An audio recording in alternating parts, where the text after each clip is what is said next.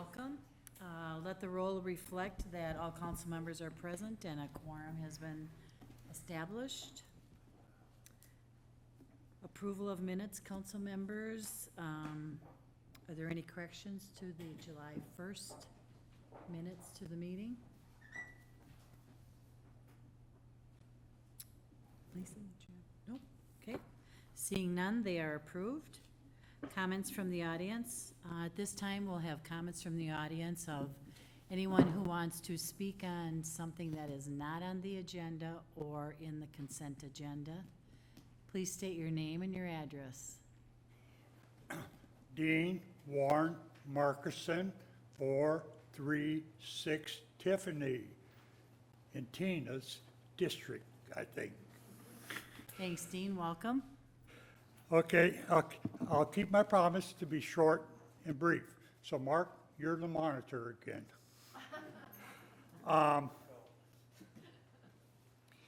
Tonight, my purpose here tonight is to memorialize 4 service members who were killed in action. I'll just read one of their obituaries, which his anniversary of his funeral is July 16th. The veterans' names are Sergeant Wayne Hosford, Dwayne Foss, Lawrence Swanson, and Daniel Sheik Carlson.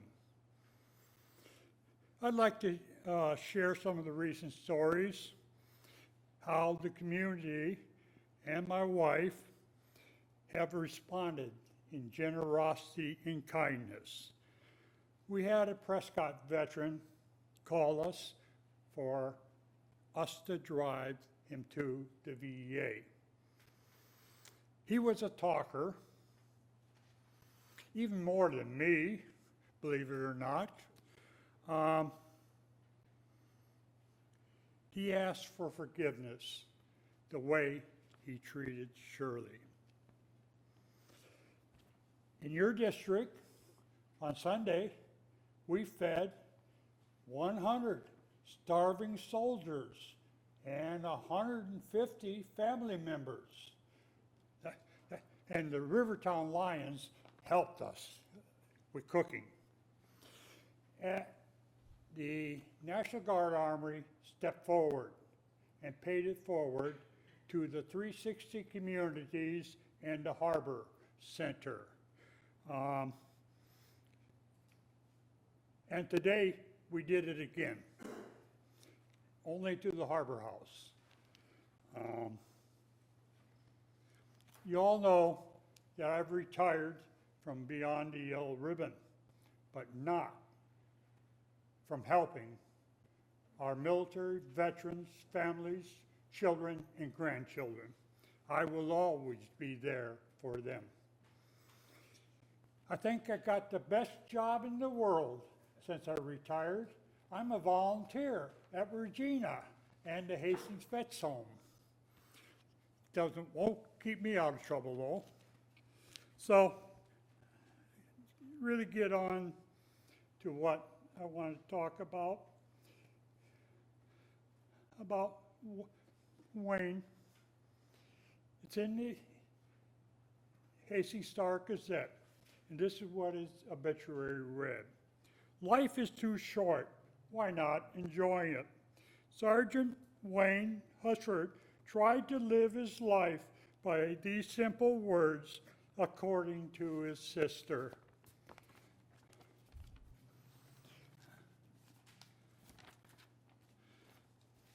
He was killed on July 6th while serving with the Illinois National Guard in Afghanistan. He lived in Hastings from 2005 to 2008 when he moved to Illinois. He lived with his sister when he first moved here, but he got his own place. He was the second of 4 kids in his families. He was close to his family growing up and always looked out for them. His sister said He never called her by name, but always her sis, and introduced her as such. He is remembered as someone who loved outdoors and enjoyed camping and hiking. He loved the water, enjoyed surfing and water skiing. The ocean was his playground. He also liked being around friends, whether it was at a bonfire or barbecue. He wasn't disliked ever, his brother said. Everybody liked and loved him. He lived with a Red Wing resident in Valley Manor Apartments in Hastings. He liked being around friends at the bonfire, parties, and just enjoying the company of friends.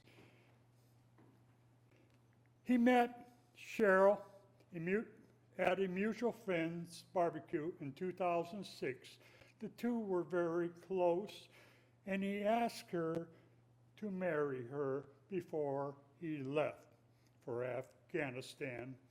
He loved to hang out with friends and experience new things. He was always thinking about his future and was very thoughtful. He had a 12-year-old son.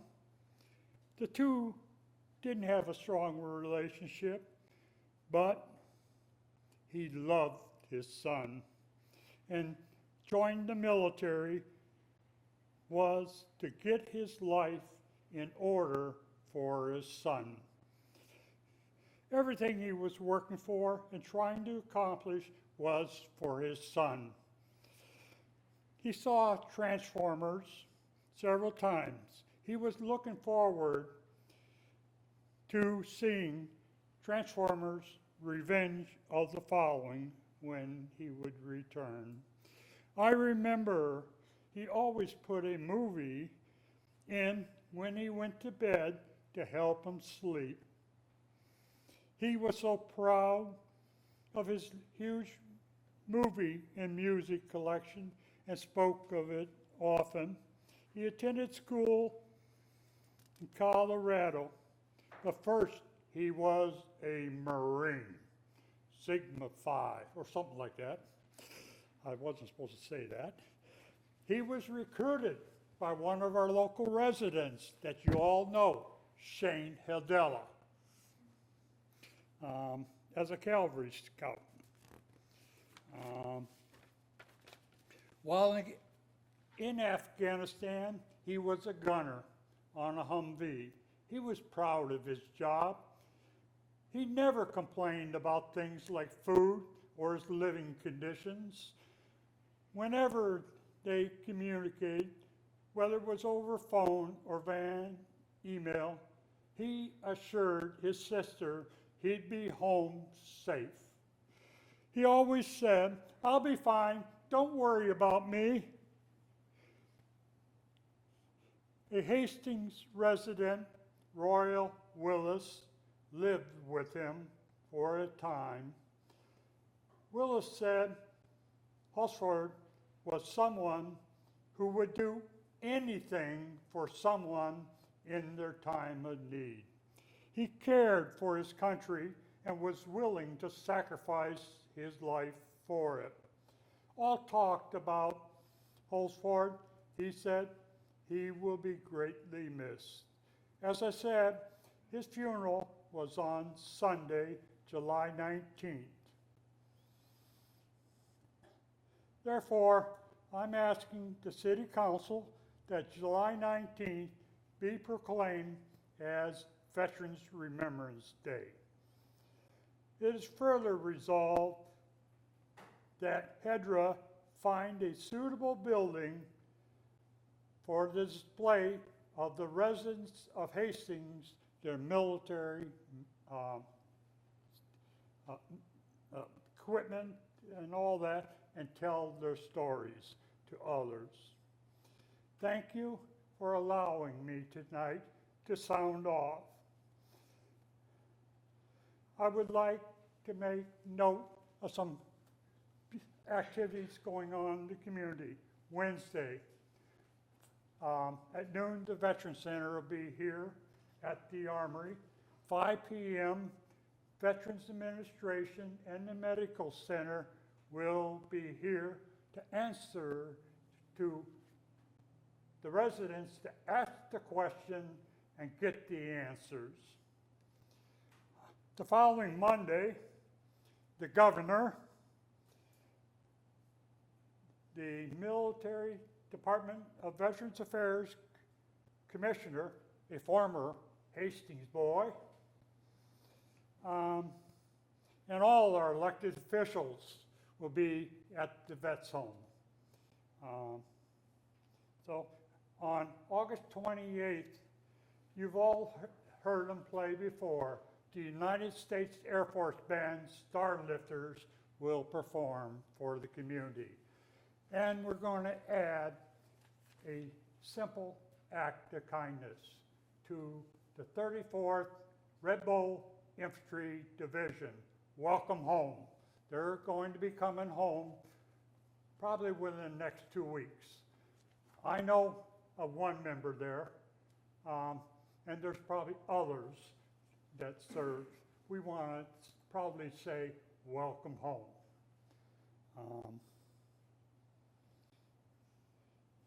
I know you love the military and will do anything within your power to make them feel at home. My interim replacement is Michael Winsberger, if you want to get involved. We have some excellent candidates that have stepped up. A registered nurse, 39 years of experience in providing medical care, and has a very strong ability of problem solving, one thing that I lacked. I know that there are others out there, but they've never been asked. Thank you. Thank you, Dean, for your presentation and for all you do. You're a good man.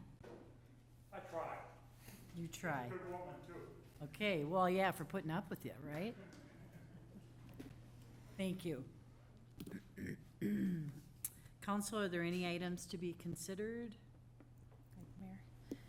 Council and Mayor, I would ask that we take number 1 under City Administration and move that to be the first item under reports from city staff. Okay. Anyone else? Okay. Council, I'll accept a motion to approve the consent agenda. Councilmember Brox, Councilmember Vaughn. All those in favor? Aye. Aye. Opposed? Motion prevails.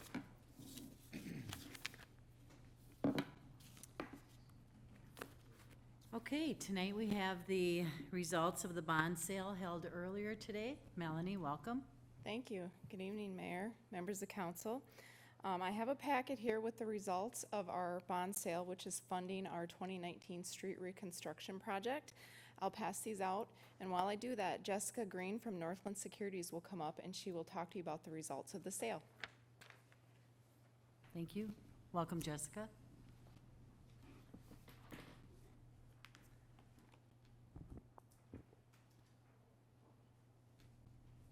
Mayor, Council, good evening.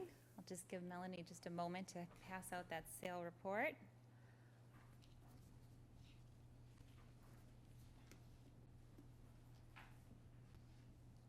Thanks, Melanie. So for your consideration tonight, we have a resolution providing for the issuance and sale of $3,270,000 in general obligation improvement bonds for the city of Hastings. Before you is a sales summary with the results of the sale that we held this morning at 10:30. So we solicited bids from underwriters on the city's behalf, and I'm happy to say that we had a very positive result with 5 bids overall, and the winning bid being R.W. Baird out of Milwaukee. Baird did bid in a syndicate of 24 underwriters, so a lot of interest in the city's bonds today. So some of this information will be a little bit redundant or familiar as it was covered in the finance plan that we went over during the meeting on June 17th. So as you know, the purpose of the bonds is to fund the improvement and water project here in the city. Both the improvement project and the water project have been structured with relatively level principal and interest payments over 10-year terms. As I mentioned, the city did receive 5 bids on the sale today, with Robert W. Baird out of Milwaukee being the low bid. The bonds were rated AA by Standard & Poor's. You do have the full rating report in your council packet, and I'll touch on that in just a moment. But I did want to point out that you'll recall in the finance plan that you had a total par amount of $3,935,000. With the premium that was received today, we were able to lower the bond amount to $3,270,000.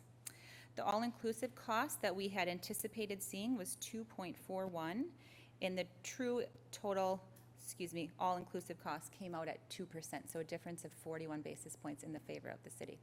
And the true interest cost went from 2.24% down to 1.84%, so a difference of 40 basis points. So again, a really good sale with a really positive result in interest from those underwriters that bid on your bonds. Moving to that second page, you'll see Exhibit A is the sources and uses of bonds. So again, we've got a total par amount of $3,270,000. For the street improvement portion, we've got a par amount of $2,595,000. That's down from $3,120,000, which was included in the finance plan. But again, due to the premium, we've reduced that down to the $2,595,000. The water portion is down from $815,000 down to $675,000 for a total par of $3,270,000. As far as the uses of funds, you've got a deposit to construction fund of $3,856,300. Your total cost of issuance is down to $51,545, and that's down from an estimated $78,700, so a difference of $27,155 less in cost of issuance than what was included in that finance plan, and that's due to unused discount, et cetera, associated with the bonds. You've got the pricing summary below that with the corresponding yields. If you go to the third page, you'll see the combined debt service schedule. Your average debt service over the life of the bonds is $433,132 per year. If you go on to that next page, you'll see just the improvement portion. That averages out to $343,810 per year. And then finally, the water portion can be found on that last page with an average principal and interest payment of $89,321. With that, I'll move on to the rating report that's included in your packet. I won't go through the full report. There is a detailed report. I will just highlight some of the items noted by Standard & Poor's.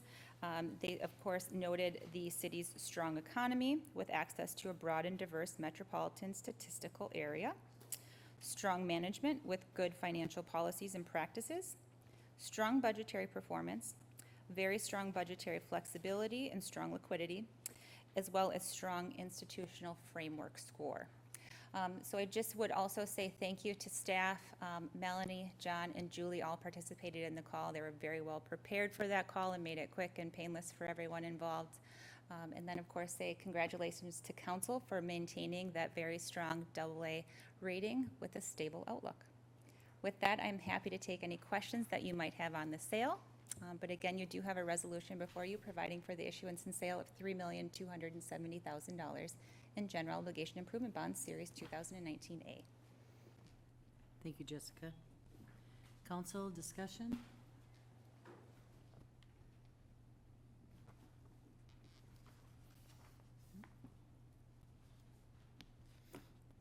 No discussion? Okay. I will accept a motion for the report. Councilmember Lund. Councilmember Brock, second. Council, any other discussion? Seeing none, we'll have a vote. All those in favor? Aye. Opposed? Okay, thank you. Great, thank you very much. Okay. John, welcome to the meeting. He'll give us an update on the Great Rivers Landing report, update.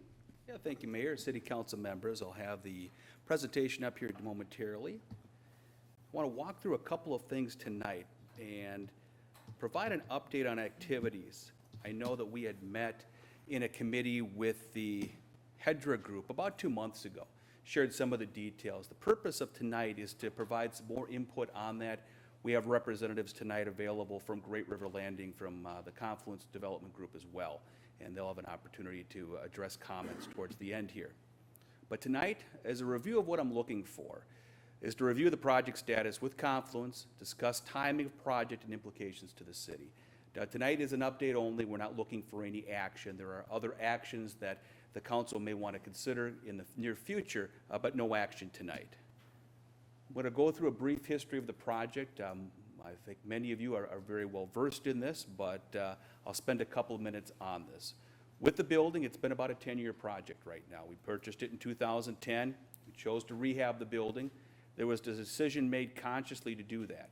We went through a redevelopment plan in which we looked at options of either clearing the site or rehabbing the building. The response from council and the community was we wanted to rehab the building, set about doing that with the knowledge that this would be a difficult endeavor, a time-consuming endeavor, and also probably more of an expensive endeavor to do so. We reviewed plans from a number of development agencies as we did this, and we chose to work exclusively with Confluence Development. And their project, as it comes forward today, is the rehabilitation of the building into a hotel, apartments, restaurant, and banquet facility. To do that, we executed the development agreement in 2016, and then we did a lot of work on our end, cleaning up the site from an environmental standpoint, going through historic preservation review. During that time, Confluence purchased the First National Bank building. We got the parking ramp in there. We had some amendments that came forward in that agreement.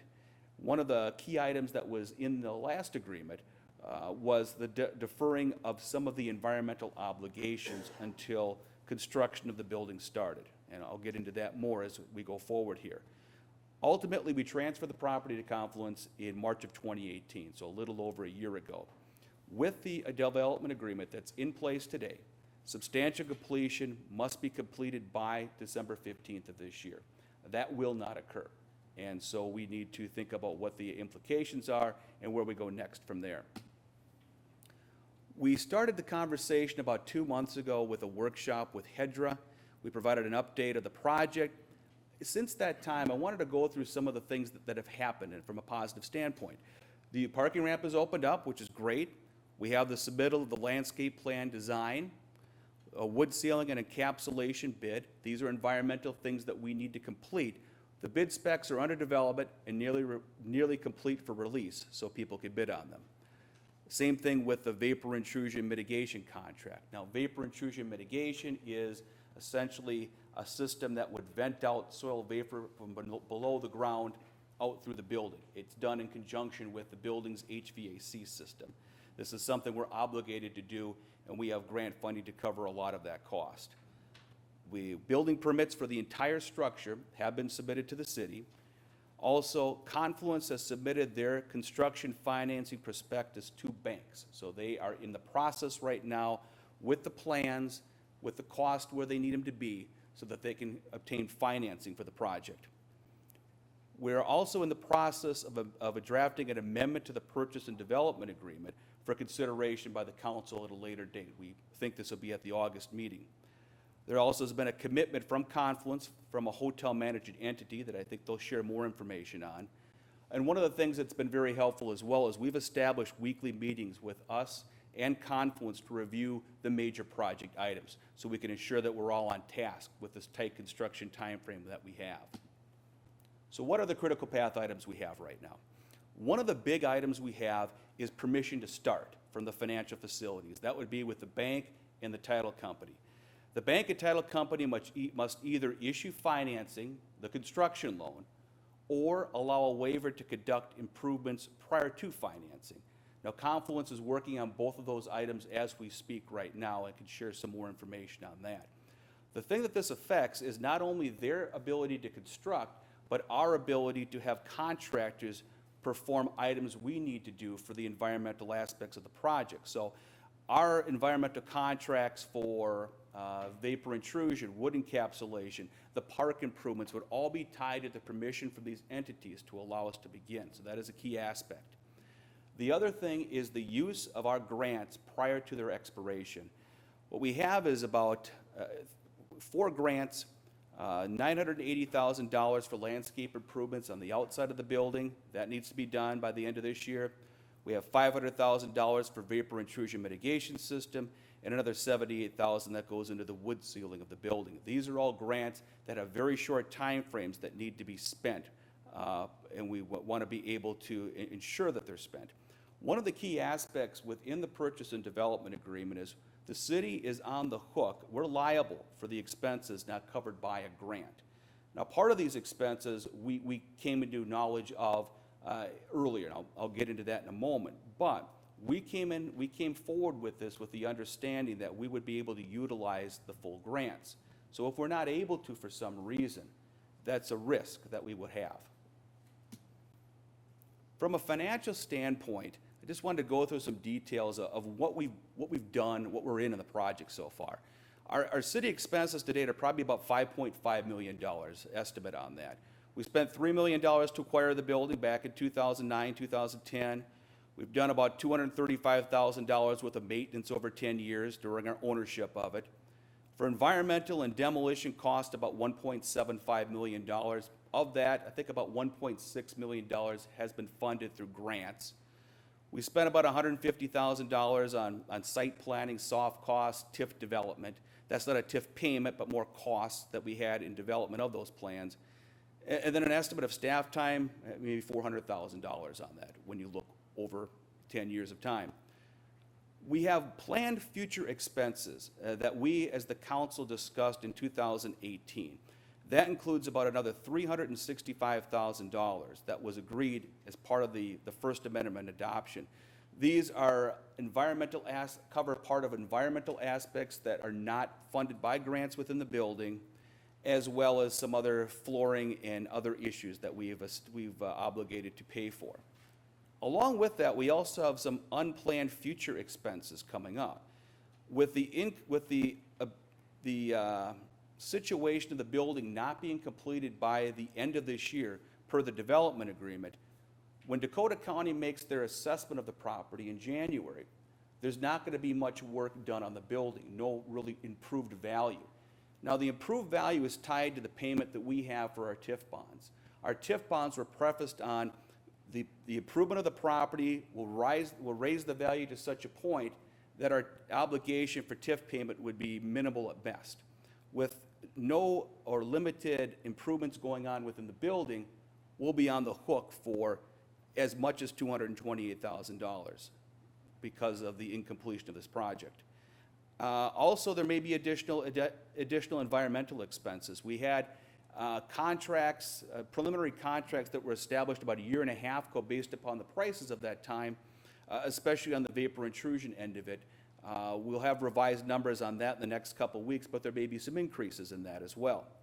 Of that, we did receive about 20 grants totaling just under $5 million for the project altogether. So as we look at the project today, what are the risks that we have going forward? One of the risks is the ability of Confluence to complete construction in a timely manner. The city must be confident in Confluence's ability to perform construction. Once we provide the permits, once they start construction, we're looking for them to be complete from a couple of different reasons. One, get done with it so we can get those we can fully utilize the grant funding in that. And number two, have it complete substantially by the end of 2020 so we could realize the full value of the improvements so it would limit our tax bond payment. Those are really the key risks that we have moving forward here. So what we're looking at as a next step is the amendment to the purchase and development agreement. We are in the process with our team here, along with Confluence, in going through the agreement itself. From our standpoint, what we're looking at is to limit our risk for any uncompleted grant items moving forward, ensure the project completion prior to the end of 2020, and we were looking to bring this back for consideration in August. So in summary here, this is a long, big, complicated, expensive project, as you all know here. Fortunately or unfortunately, I don't think we'll see another project of this size or scope in the coming years here. This is really a project that comes along once in a long time, similar to this building here in a lot of aspects. I remain a strong advocate for Great River Landing and believe the successful completion of the project will be a transformative item for the community. However, we have delays in the project. We have a very tight time frame that we're working on right now. We have had increased cost and increased risk to the city. As the city moves forward in this project, and especially considering the amendment, which will be coming up at a following meeting, we need to keep that in mind and go in there with open eyes on how this project will move forward. So at this point, I'd like to be able to turn it over to Confluence Development Team, make some introductions here. I think you probably know most of the people. We have Pat Regan, with Confluence Development, Mike Mattingly, Greg Stocco, the general contractor, and we also have Rob Barris, who I've been working with on the management of the whole project together. So Mike or Pat, would you like to add anything?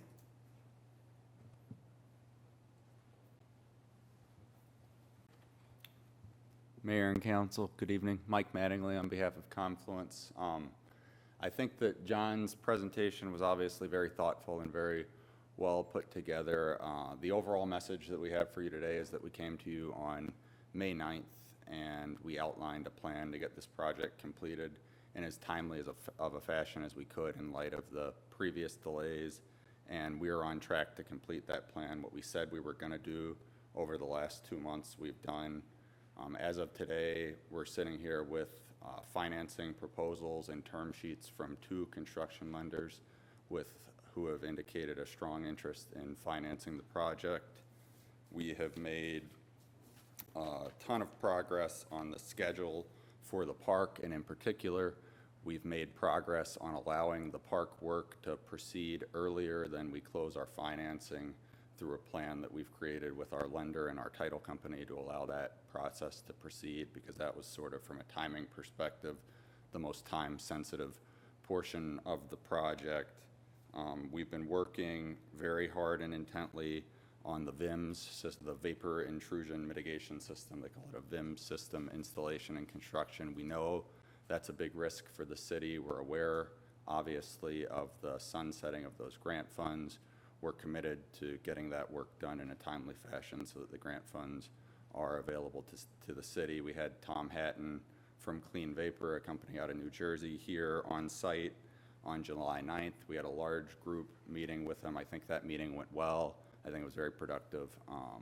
And I think that we are comfortable that, as long as we're able to begin construction in accordance with the timeline we've laid out to you that we are currently on, that we will have no issues hitting the timeline for getting the clean vapor work completed in a timely fashion. So we obviously all appreciate, as we discussed in May, that there have been a great number of delays over the course of this project, and we could spend a long time discussing the reasons for those, and the reasons are many. The reality is, we sit here today, I think, with the project really poised for success. Something I haven't mentioned yet that's a key component is that we have identified a hotel operator. It's a boutique hotel operator with a number of boutique hotels in river towns in the Midwest. We're excited to announce them and announce some branding information here in the next few days before Rivertown Days. So we are very excited about the posture of the project. We're very appreciative of the city's support. We certainly understand the challenges and the risks that you've faced. I think that what we tried to make clear on May 9th is that we too have faced a lot of challenges and have a lot of risks, and that it's a process where we have to continue to move forward together, which I think is the posture that we've taken with city staff, with Dan Flegel working on the development agreement amendment, and I think that's our plan to keep moving forward together, and we're very confident we can get this done. Happy to answer any questions. Councilmember Vaughn? Thank you, Your Honor. Mike, can you clarify, you had said you did receive a waiver to start on the landscaping portion of it? Yeah, so one of the, when we originally replatted the property, we established a separate lot for the landscaping part of the project. When we started the discussions with our title company, they indicated that because that is on a different lot, and because we're going to have a separate construction contract for it, and because it is actually our intent to transfer that property into a separate affiliated LLC, so it'll be a different property owner, a different contract, a different lot, that allows that process to proceed before the main portion of the project proceeds without creating mechanics lien risk, which is really challenge in general. In a follow-up, when do we see the waiver or the potential from the title company on the city risk side of it, of the inside of doing the vapor barriers and the other part? When is that trigger date, I would call it? So I would say that our current schedule allows the vapor system to be done as long as we are working on the main building portion of the project by the middle of September. We believe from discussions with our lenders that that is very much an attainable timeline. If in the next 30 days we determined for any reason that that timeline was no longer attainable from a loan closing perspective, we have already begun the discussions on what early start coverage would look like. We have a list of items that are required to obtain early start coverage. Early start coverage is what you have to have in order to start a construction project before you close a construction loan. And so we have the list of items required for that. We've ticked through that list and we feel comfortable that we can attain all of those requests. The one that was the trickiest was making sure that we would have an appraisal completed in a timely fashion. We've just gotten feedback today that that is looking very good, to have an appraisal by the middle of August, which is better than I thought we would be able to get. So overall, the trend line is very positive on that. I guess I'll call that the backup plan. With the current plan is to be able to close a loan and begin construction in earnest on the entire project by that middle of September 16th timeframe. Thank you.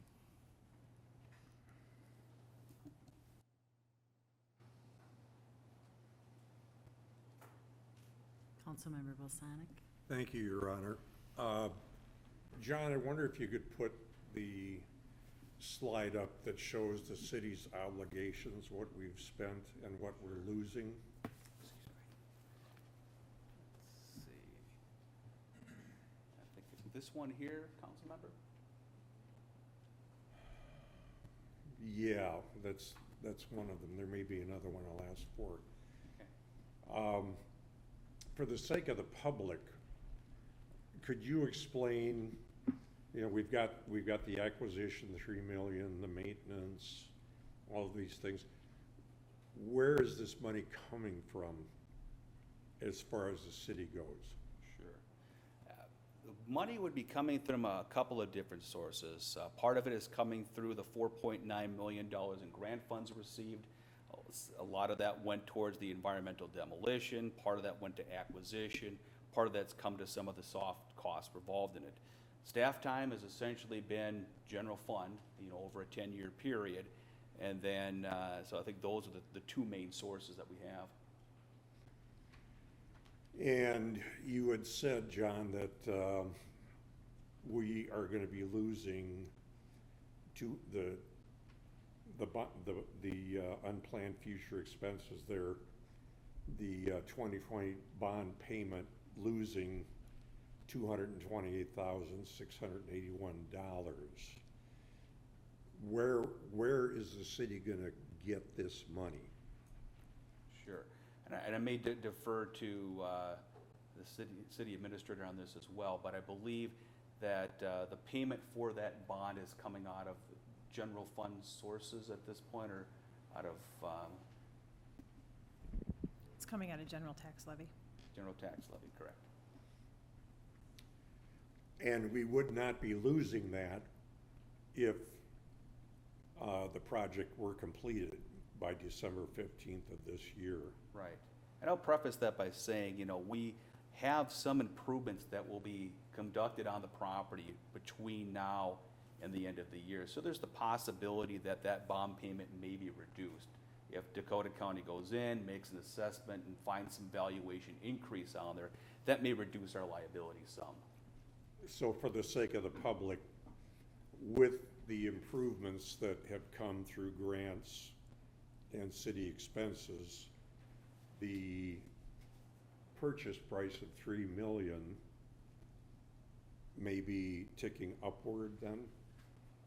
Well, So the assessed value for tax purposes? yeah, I mean, The assessed value for tax purposes with all the improvements being done to the facility is certainly going to raise that $3 million substantially higher on that one. So we'll be able to collect a percentage off of that for the increment to pay off that bond that we have. The city staff has been meeting, and it's ticked up a little bit more. You're having, I guess, very, very regular meetings now with Confluence to try and move things along so that we're not delayed in 2020. The concern that I have is, I heard that there had to be a kind of a redoing of the drawings and so forth because of the lenders not being in agreement with what was going on. Is that correct? I can provide a little explanation on that one. With the interior plans themselves, there was plans that were drawn up towards the end of 2018, and initial prices developed from those plans in which they came in much more expensive than Confluence had expected. So there was a period of time, early part of 2019, in which the plans were re-engineered to reduce some costs so that they were to a point where Confluence felt comfortable that they could go out and get the financing for these improvements. So there's that part of it, so the interior plans being redone and changes made to those. Well, I was told last year that by a representative from Confluence that there were lenders lined up and all set to go. And now we find out that we're back to the drawing board again. And it just, I ran a construction company. It wasn't as big as what Confluence is by any means. But what I don't understand is why the drawings, the projected product was not all worked out within the last 2-3 years. We're losing a lot of money here as a city, and that upsets me. I've said over my years on the council, sometimes I feel like a bureaucrat because it's 100,000 here and 200,000 there and so forth that we're approving. I've been on the council 10 years, and I think just our budget, city budgets alone, over a 10-year period have totaled something like $250 million. It's a lot of money. I never in my wildest dreams thought I would be sitting in a public forum approving $250 million. I get upset at losing that 228,000. And it's like you said, it's going to come out of the general fund. It's going to come out of the citizens' property taxes here in the city of Hastings, because we don't have this project, moving along. I've heard about windows and SHPO and so forth. I'm sorry, that should have been taken care of 4 years ago. Should not have been something that was tossed around, year after year. Our housekeeper, who I'm not going to mention, but is a person who keeps her ear to the ground, knows everything about Hastings. You want to know something about Hastings, you find out. And that she had talked to a representative from Confluence about a month or so ago, and the excuse was the windows. I can't believe that windows in a building are holding up a multi-million-dollar project. It should have been resolved a long, long time ago. And I fault the contractor, Confluence, the developer, for making basically a mess out of this. We have staff time, all right, which comes out of the general fund again, for the sake of the public, staff time is, sometimes it's called in-kind services. So it's staff time to write the proposals for the grants, to meet with developers, to meet with the state Historic Preservation Commission, you know, all of that. And I asked at the Hedra meeting, and I'm glad that you did include this, I asked at our Hedra meeting last week, how much staff time has it cost us to get to the point where we are right now? You chuckled about that. I think we all had a little bit of a laugh, but $400,000 has been spent on the part of our staff to keep this project moving along. And we still haven't seen anything from it yet. This, again, I find upsetting.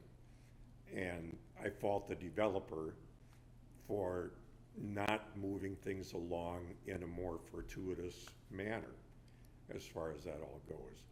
So I'm glad we're having the meetings with the developer. I'm glad that's all being ratcheted up. We've got deadlines as far as that parkland goes. If the money isn't spent, $1 million approximately, isn't spent by the 31st of December, we lose it. The staff time that was spent applying for the grant, you know, all of those obligations and so forth, we lose. Well, now we're told it's going to get done. I'm sorry, I'm skeptical at this point. Based on everything I've seen, this has been going on since I've been on the council. You know, back in 2010, I got on in 2008. I wasn't very happy at the time that we were moving in the direction that we were. It's an old factory. A lot of people in town have told me it's a mess. We knew about all of the contamination that was in the building and so forth. I still feel we would have been better off bulldozing the whole thing down and just have somebody come in and start from scratch with a brand new facility. This is a long, long time. 10 years, 10 years, 10 years to get all of this taken care of. I still don't believe I'm a bureaucrat. I still get upset at $400,000 of staff time spent. I get upset about losing $228,000, well, close to $229,000. And it just seems like we've really wasted a lot of time. And it is my hope and prayer that this does get done, because I know we don't have the resolution before us tonight, but it's my understanding that they're going to ask for a delay to have occupancy by the 15th of October of 2020. Is that right? We're still working on the specific date, but towards the end of 2020, correct? If I was a betting man, I wouldn't bet on it. I just don't see this happening. Unless somebody can prove to me otherwise, I'm very disappointed at how this whole project has gone along. The wheels have fallen off. They've been wobbly. Why can't we get it done? Thank you, Your Honor. Thank you, Councilmember. Councilmember Vaughn? Thank you, Your Honor. Councilor Balsonic, you heard me say this in Hedra the other night. I agree. I'm with you on the frustration part and the risk that's lying on the city here. I still think the devil's in the detail here on this development, redevelop, that we're gonna have to re-sign. We have our staff and our city attorney working with their city attorney, or their attorney to, we need to make sure we cover, we're gonna take risks, but we gotta make sure some of this risk is not only on the residents of this community, it's on them. And I think they're still here, they're willing to, they're gonna have to take some risk, because I think we're gonna ask our staff and our legal to make sure that the risk is not all on the city. So I appreciate the efforts where we're at today. I'm a little frustrated with, we got a lot of the public projects done, and that's why I was asking about that voucher, because I want to make sure that we get focused on the stuff that we have to get done, so we're not responsible for our side of it too on this last little bit on the inside. But I encourage staff. It's nice to hear that we're meeting often, and I think it's going to be needed, because I think the details are there, but I'm telling you, the timing is really tightened up where it's going to be a little bit stressful, if you ask me. Thank you. Thank you, Councilmember Vaughn. Councilmember Brox? Thank you, Your Honor. So just to recap what I heard, and John, I just what we're gonna see in the revised agreement or the amendment to the agreement. And I just want to list the risks that I heard so that you can tell me if there are any I'm missing. The possibility of losing grants, the lost revenue because the way TIF works, and we knew that going into it, that using TIF, this was a risk, is that we wouldn't recoup the cost in a timely manner. So I am concerned about that, but I think my main comment on that is that that is a risk of using TIF, and that we need to understand that if we choose to approve any projects in the future, that this is a risk that we're taking. So that's more for the councils, to advise the rest of the council than anything else. And also, the change in the timeline is a risk. Are there any other things that we should see in this agreement that I haven't said? Councilmember, I think that's a pretty good summary. Thank you. Thank you, Councilmember Brox. Councilmember Fulch? Thank you, Your Honor.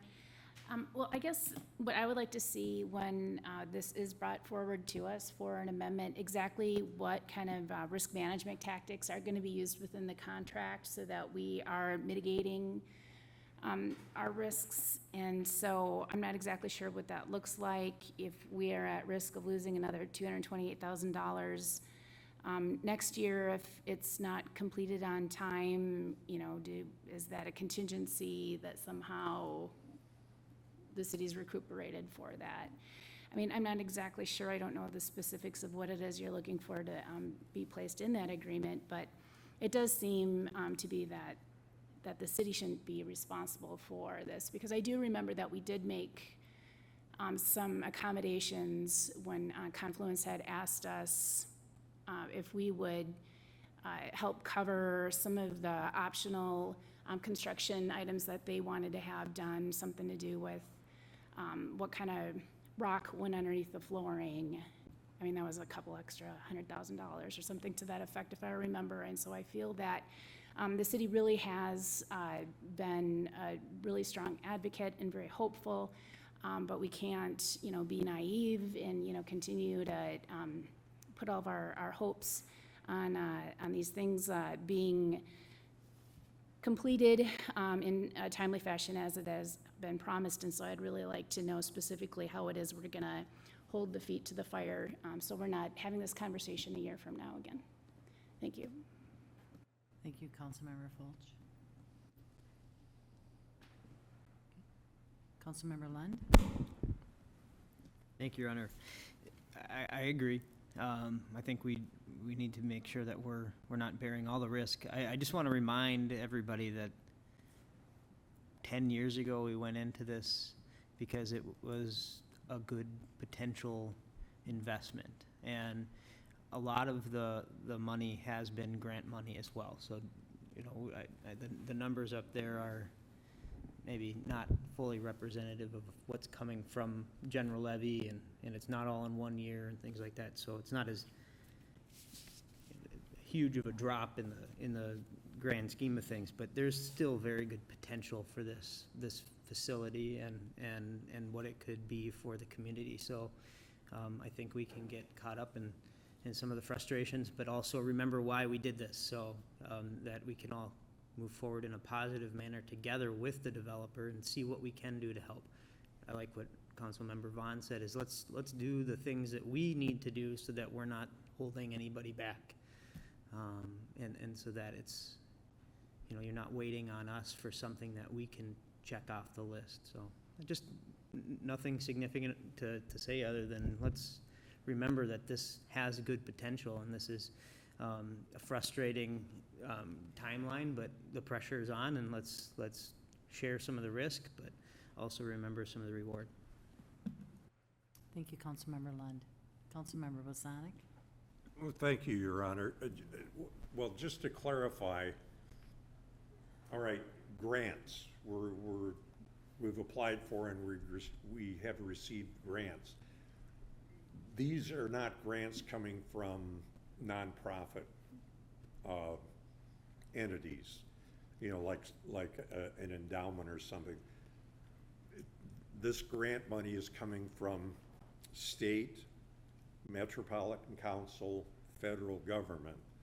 Indirectly, we're all paying for this, all right?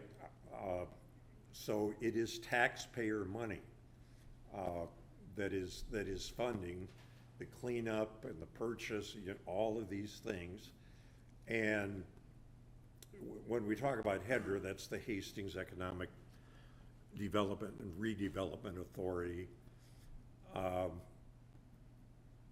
There is a property tax that funds HEDRA, and that property tax comes directly from the citizens of Hastings. So if there's any money that even HEDRA is spending on this, it's Hastings taxpayer money, okay? It's all taxpayer money, either directly or indirectly. I just wanted to be sure that we're very clear on that. Thank you. Councilmember Bosanic. Councilmember Lund? Thanks, Joe. Councilmember Balsonic. I understand, and that's a fair point. I just wanted to be clear that this wasn't all coming out of the general fund, and I understand that this isn't money that came out of thin air, but it's not all coming out of the city tax, tax for all of this. Yes, some of it is HEDRA, some of it is state money, federal money, and otherwise. Thank you, Councilmember Lund. Any other discussion? Okay. Thank you, John, for your presentation. Oh, sure, you can.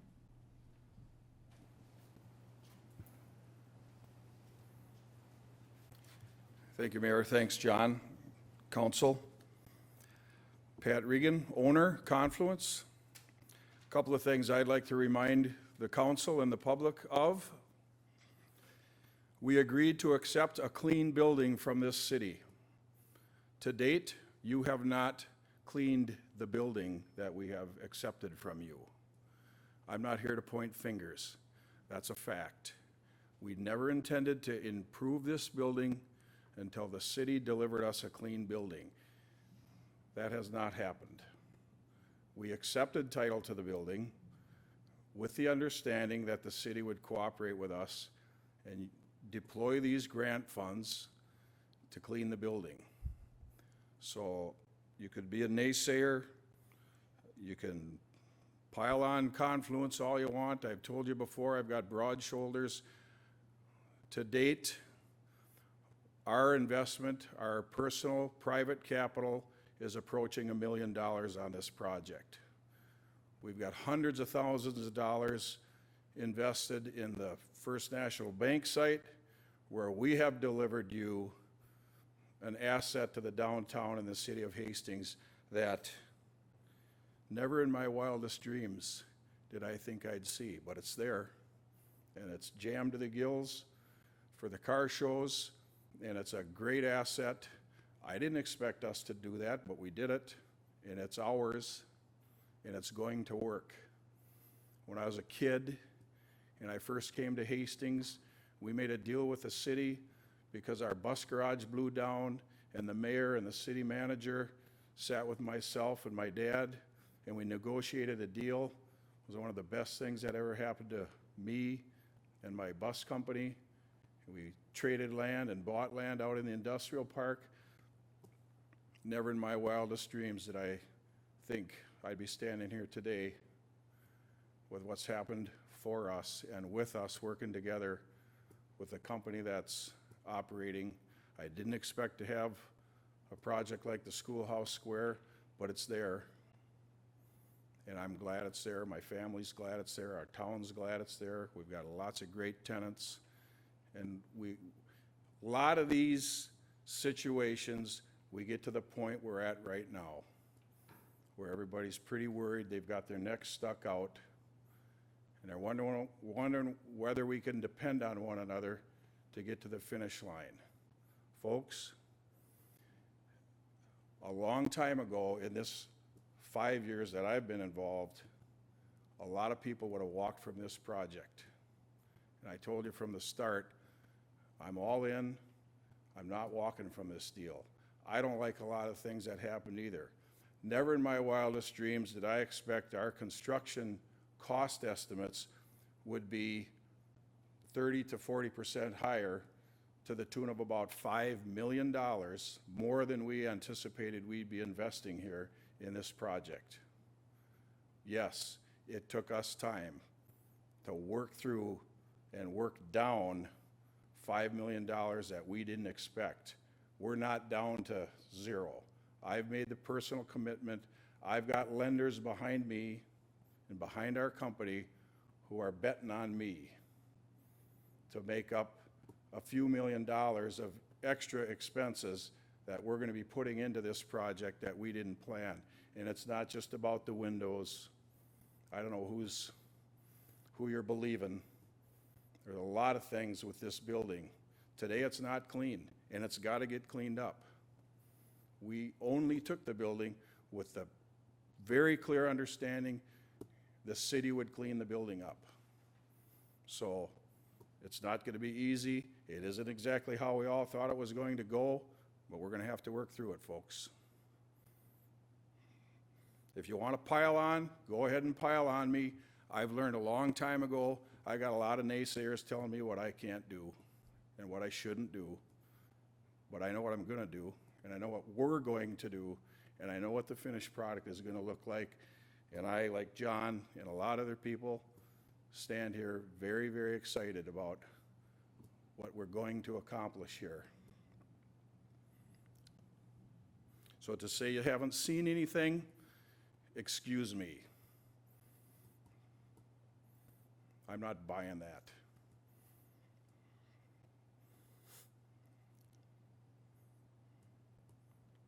The timeline that we explained to the joint meeting with the HEDRA and the City Council, my notes are here from June 21st. We've hit every target. We've got an updated development agreement that we're all going to have to bite our lips and our tongues and grit our teeth, and we're going to have to sign it. And yep, there might be a year delay in what we thought the value of the building was going to be. And you're just going to have to figure that out. But what we've put into it makes that pale in comparison. What we've invested privately, personally, to date is way more than that. Hundreds and hundreds and hundreds of thousands more. So for the City of Hastings, my neighbors, my friends, my employees, my council, my mayor, my city staff, thanks for betting on us. You're not going to lose. Any other questions of me? Councilmember Fulch? Thank you. I like to say Mr. Regan, but I know you want me to say Pat. So, we're not trying to beat you up, Pat, and you know that, but we're elected to be responsible for the taxpayer dollars and to do, good by those who live in this community. And so, we want to support you, and that we've all been really excited about the work and all the plans and your proposals, and we walk down there, and every time I get a chance to walk on the bike trail, I look and I envision and I tell my kids for the 5th time, oh, this is where there's going to be, the park, and it's going to be so cool. And so I think that we're all, we want to be believers, but it would be really nice if we could be getting those updates ourselves so that we know exactly where things are and if there are issues that are at hand. I'm not sure what isn't finished about the building at this point. You had said the building isn't clean yet, and so I guess I'm not, That has to do with the VIM system. the vapor system. Correct. That had to be in before we took title to it. We decided to take title anyway. It's not in yet. We're gonna have to work together to get that in. That was why we waited, because of the construction process. We need to literally work together side by side with our funds and the city funds to go ahead and dovetail that project together. And we've been through the details on that in the development agreement and with the staff. So I would also, when we bought the land at 10th and Vermillion, it had been sitting empty a couple of years. The school, remember how they decided nothing was happening, so they decided to clear the site. Once I took control of the site, it did take 7 years to get that done. So these things take time. Do I wish it would have taken less time? Sure. Do I wish this would have taken less time? Sure, but I'm not gonna go broke doing it. You gotta give me a little credit. We're gonna make this work for everybody. So we had to work that budget down, and that takes time. We couldn't have asked any more from somebody like Greg Stotko to grind this thing out with us. We came up this morning with a new budget on the park. We were standing here a couple $100,000 high on the park budget this time last week, and Greg's working it down, and we're gonna be close to the grant funds. Otherwise, I was gonna have to put in another couple $100,000. I was ready to do it, because I said I would. And it's gonna be a great park, and it'll be largely done this fall. So I've had to make these kinds of decisions half a dozen times so far. Okay? Literally. But I've done it, and we're gonna get it done. We're gonna need to sign off on that development agreement. We're gonna need the time, and it's gonna be a phenomenal asset. That hasn't changed. Thank you, Councilmember Fulch. Well, I'll just say Pat, and I am going to call you Pat, I'm not going to call you Mr. Regan. We are excited for this, and the whole community is, but you have to remember that we're the ones who get this. I understand. And we try to be as, respectful to you and your company as we can, but I too, it's a risk. Anytime you work with a development like this, it's going to be a risk. Yeah, they've taken a risk. I'm new to this, but for 10 years, from the city's standpoint, it is a long time. I do believe it's gonna happen. I think we all do. We just wanna be responsible from our end for our residents. So let's work together, let's get it done the best we can, and it will be beautiful at the end of the day. So I thank you for your time, and our staff has put a ton of hours into it. A ton, from what I hear. So I want to respect them too for where they're going down the road. I know, John, you work so hard on this project with these guys, and we all appreciate that. So let's be a family and work together for this community. Councilmember Balsonic? Thank you, Your Honor. The question for John, actually, so that there's no confusion, I want to be sure we got clarification. Mr. Regan had referred to the parking ramp, which was put in. That was $1.5 million cost? We received $1.5 million grant for the parking ramp. Now, And that came from the Met Council? it did. All right. It So did. I don't want anybody to think that the parking ramp belongs to Confluence. I add some clarification to that. So there was $1.5 million cost, $1.5 million in grant funds that went to build most of that ramp. Confluence Development had private funds that went to that. The biggest thing, I think, is the acquisition of the property. They purchased the bank property, did the demolition of that. Those were costs that they had. They do own the property and continue to own the property in which the parking ramp is located on that. We have a parking use maintenance agreement which establishes some costs that we have to help maintain the facility itself, but they retain ownership of it. And so it's really a public-private partnership that we went into it, in which we have the benefit of those additional parking spaces. And Confluence was awarded the contract without bid, right? I guess I don't follow you, council member. We did not put that parking ramp out to bid. We just turned around and gave it to Confluence to build. Well, council member, what we do with grants, and not only in this circumstance, but any other grant that we would have, is we're in the process of reimbursement. We're not doing any sort of direct contracts whatsoever. What we do is we let the private developer issue contracts the way that they see fit, and then they give us the expenses that they've incurred. We look at those, make sure that those are eligible, and then submit those for reimbursement. So we're not involved in contracting whatsoever on this. Okay. There's reference to the building not being ready. From what I've seen over the years, we have applied for grants for cleanup of one form or another, and those have been pretty timely, haven't they? I mean, we haven't, and this is thanks to you, actually, because you're the one that writes the grants, you and your staff, and the grants were written, they were applied for, we received them. So the work has been going on to take care of all of the pollution mitigation in a fairly regular process, timeline, right? It's a large project, council member. I mean, there's lots of aspects that went into pre-development of this.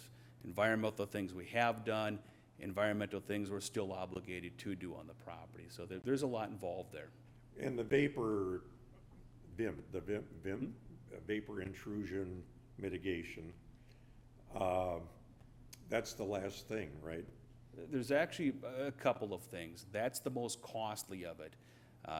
With the VIM system, it works well to marry that together with an HVAC system, and we could go in there and install it, but then the HVAC would come in, and it didn't make sense to do that. So that was the reason why I think we all agreed to defer that. It made sense to do it all together as one. So we have that project. And the other thing we have is what we term a wood sealing and encapsulation. There's some staining and pollutants that leaked from the facility into some of the woodwork there. So beams, floors, other things. So we're obligated through some grant funds and some other funds that we've already dedicated to pay for those costs, because those are really things that are best done during construction as well. And as those things have come up, we've applied for the grants immediately. Very pleasingly, we received the grants right away. I can't remember us not getting approval for any of the grants that we applied for. So there has been regular work on the part of the city. That's that $500,000 in staff time, lining up this money and lining up contractors once the grants are approved to keep things moving along, right? Right, there's been a lot of coordination there, correct. Okay, so the city has done its due diligence then. Thank you. Thank you, Your Honor. Thank you, Councilmember Balsonic. Councilmember Brox? Yeah, I just had one last thing to say, and I just wanted to say thank you to the both of you, and because you've been the keepers of the vision for this project since the beginning. And while I believe every other person at this desk has probably changed, except for Joe, Councilmember Balsonic, you've been there seeing the project through since the beginning. So I think that having the vision for this project and working through all the things that you've had to work through is a tremendous amount of effort, and you deserve a lot of credit. And I'm really grateful that you have that vision, because I've only seen like a slice of it, and I've tried to be on board with it. And as everyone has already said, we want to make sure that we understand what's going on, because we do have to communicate to the public and explain, how we've invested, why we've invested, and our dollars are not our own, they're the public's dollars, but I'm extremely grateful for the vision that you've had to carry this project forward, because it has been a long process. So I just want to express my gratitude and thanks, and that we will continue to be partners and work through the challenges that we have ahead so that we can see the outcome, which will be a wonderful thing. Thank you, Councilmember Brox. Okay, with that, until the next time. Thanks, John. And John, you might as well just Stay up there. stay right here, and we're gonna have a little discussion on chickens. We are going to have a discussion on chickens, Mayor and Little City Council members. So the purpose of tonight is to provide an update of the Planning Committee of City Council. We had a meeting, a couple of meetings that we took place at the City Council's direction to review the keeping of chickens in residential areas. So where this spawned from was we had an original ordinance that went through earlier this year, went to Planning Commission, went to City Council.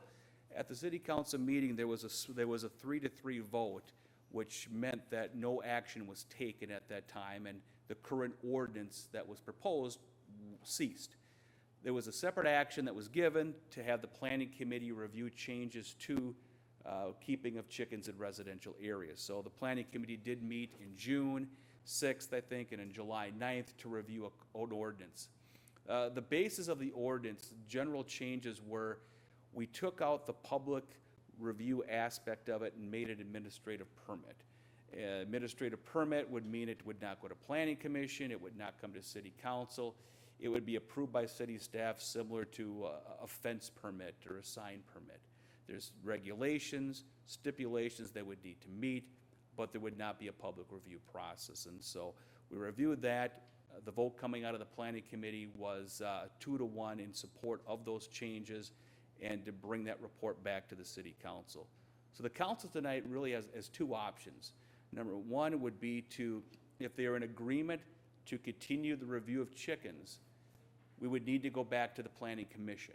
The Planning Commission could meet as early as August 12th to have a public hearing and review some aspect of the ordinance. Tonight, we're not here to talk about specific details of it, but more of the action of whether the City Council would like the Planning Commission to continue review. If that's the case, then the vote should be to direct the Planning Commission to review those changes.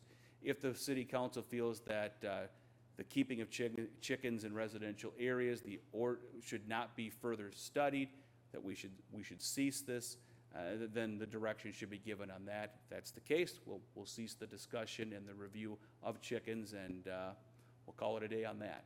So I am here to answer any questions related to that. Thank you.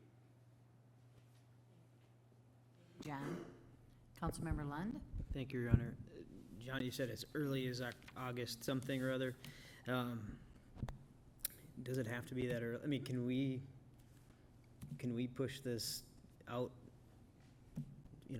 significantly further? And the reason I say that is we've got a lot of, there's more priority things that are more impactful to, could this perhaps be something that marinates a little bit longer, and we have maybe when there's a little bit more of a lull, we could reapproach it, especially since we're coming up, and I don't know how many people would be actually getting chickens in the dead of winter anyway, so we're kind of getting to the end of a chicken season, I guess, when you're not gonna be building coops and things like that in the middle of, December. So sometimes, I guess my point of this is sometimes we move things to commission or committee, and it's the next thing on the list that we do, and instead of maybe looking at it as prioritizing when it should be, not if it should be. So I guess a question of process there.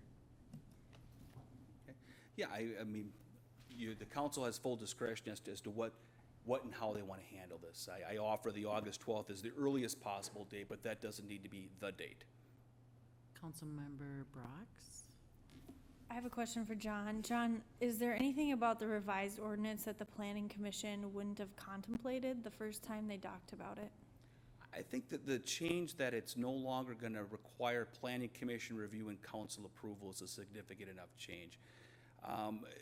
When we take a look at from a process standpoint, when the ordinance amendment that was before the council the last time in May, I think it was, when that failed to pass, that essentially stopped action on that item. There wasn't a tabling or some other aspect that could have kept it alive at some point. But so that ceased the end of that one. So really, if we go forward, we would need to start over again. I see. So that's the purpose of it going to the planning commission is because it's Correct. basically a brand new ordinance. It is, and to be fair, there's some other, more substantial changes to it that may warrant review by that body. Okay, thank you. I appreciate that. Thank you, Councilmember Brox. Councilmember Liefeld? John, to Councilmember Lynn's option or suggestion, the planning commission, what kind of time frame? What do you think this would take away from them? It not being a, we maybe have some more pressing things, but is this something that you think would require a copious amount of time on the part of the planning commission for them to review this and to send it back, or? Well, council member, there's certainly should have the memory of the last ordinance we had not too long ago. I wouldn't say it would be any amount of time difference, an inordinate amount of time than they would have on any other items that would come forward. Thanks, John. Councilmember Vaughn? Thank you, Your Honor. Councilmember Liefeld, I see what you're saying on the planning commission. I'm worried about staff, because I look at, Councilmember Bolsonic just talked about in the last one, of how many hours it takes. It's not just the commission and our bandwidth of doing it, it's what staff has to do. And I think we just heard from Great Rivers Landing, and I think what I heard on Hedra, and you guys seen the notes, we got a lot of stuff coming at us, really good stuff, potential for the whole community. And I'm with Councilmember Lund. It's about staff time, and I don't want them to miss a window that we asked them to stay in tune with, because we got to get this memo out to make sure, because like I said, I voted no on this because I don't agree with this here, so it's going to create some conversation. It's going to create some more labor time for staff to research, and that's why we're starting over with it. So I think you're spot on, that we need to delay this. It's not about planning commission time, it's about staff time, and that department is awful small for what we have coming. And example was potential housing. That's a great thing that I think the whole residents of this community should be focused on, and we got a lot of education to get ready for that potential in that. So I would second anything on that. Thank you. Thank you, Councilmember Vaughn. Councilmember Balsonic? Yes, thank you, Your Honor. That meeting that you were referring to, John, was the one and only meeting that I ever held the gavel on, which lasted 3 hours and 45 minutes. I think about 45 minutes of it was regarding our chicken ordinance. There were a lot of suggestions on setbacks and should it be the code enforcement officer and so on and so forth. So the staff, in particular Justin Fortney, reworked the ordinance. There were some holes in the original one. And in reviewing it as a committee, which included Councilmember Liefeld, Councilmember Vaughn, and myself, it looked kind of cleaned up, I guess. And so the vote was to bring it back to the council, very simply ask if you wanted to turn it over to the planning commission to look at. Now, the planning commission, I've seen some dates where planning commission meetings have been canceled because there's nothing on the agenda. So I don't think they're overworked as far as that goes. I think they've got the time to maybe look at this in some detail and see, what kind of reaction they would give. They're citizens, they're volunteers, members of the community. How many are on? 7? 7. 7. So we get a perspective from 7 volunteer members of the community. They'll either vote it up or down, either way, up or down, it still would come back to the council for a final vote. But I don't think the way the ordinance is written now, in draft form, is gonna raise questions about how many feet can the coop be from the property line and things of that nature, and who's going to enforce the code, and so forth. It's pretty clean and neat. So I would encourage us to send it to the planning commission, no harm done. They can either vote it up or down. It'll come back, hopefully we'll have a short discussion on it here and vote it up or down. So, I'm in favor of moving it on to the, planning commission. Thank you, Councilmember Bolsonic. Councilmember Lund?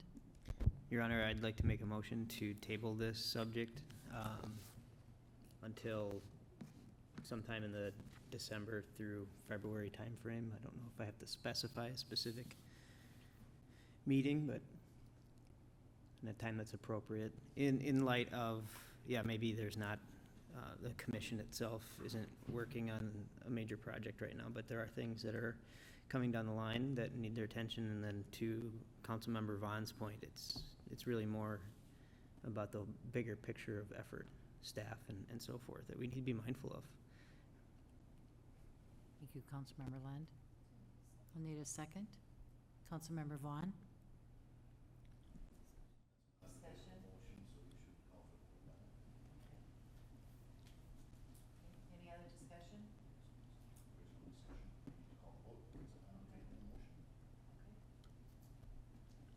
Call the vote. Councilmember, you want to start? Oh, You don't have to call a roll call, you just, there's not an opportunity for further discussion on a motion to table. You just call for the vote, and you can do it as in your normal manner if you'd like to Okay. do that. all those in favor? Aye. Opposed? I, Or aye.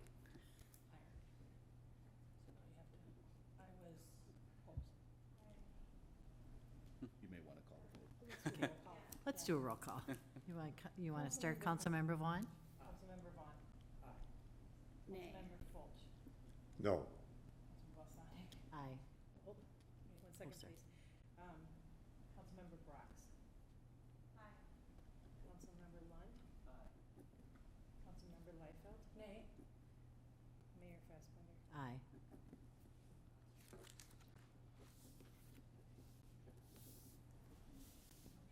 Order 3.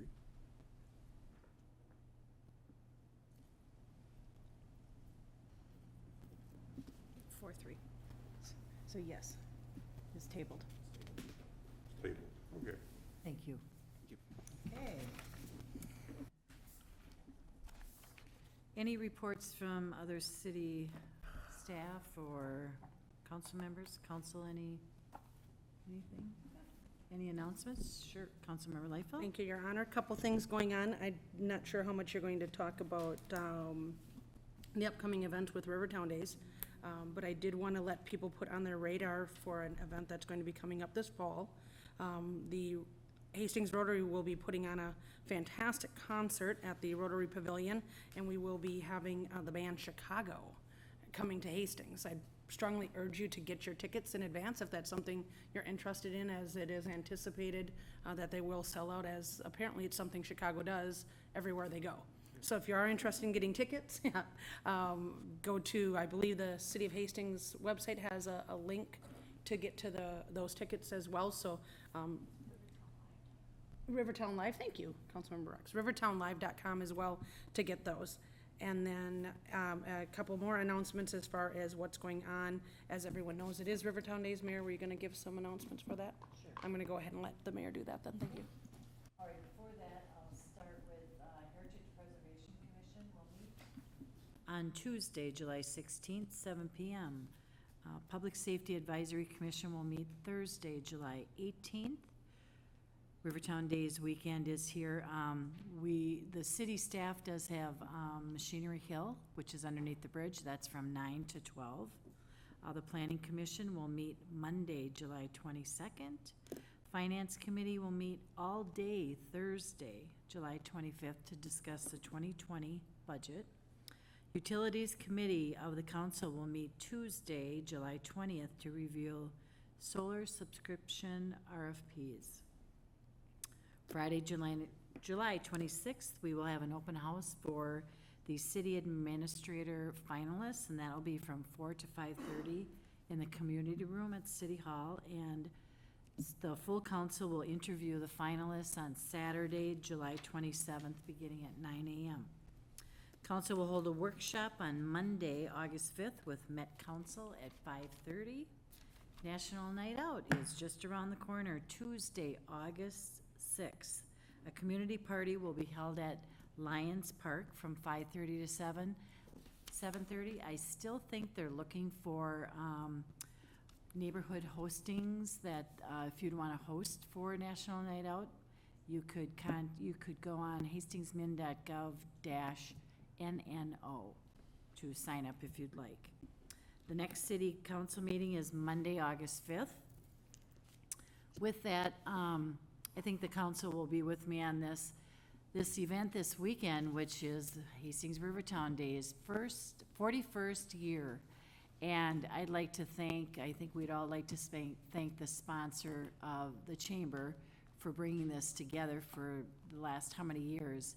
Also with that, there's so many organizations that help with this event throughout the city. And especially our city staff, we know they put a ton of time in.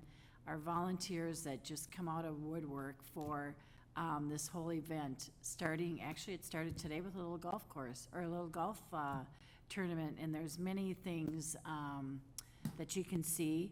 Buttons, of course, are for sale. And if you see a policeman, a department head that's out cleaning up garbage, or a reserve, they are everywhere. Just thank them for their works, because it really does take a community to make an event like this, and it is a showcase for our community. So I invite you all to come to the river and have a good time, and I think a good time will be had by all. So, thank you. Anything else? No? I need a motion to adjourn. Councilmember Brox and Councilmember Lund. All those in favor? Aye. I was quick on that. When's utilities Opposed? committee meeting? Motion adjourned. The 30th.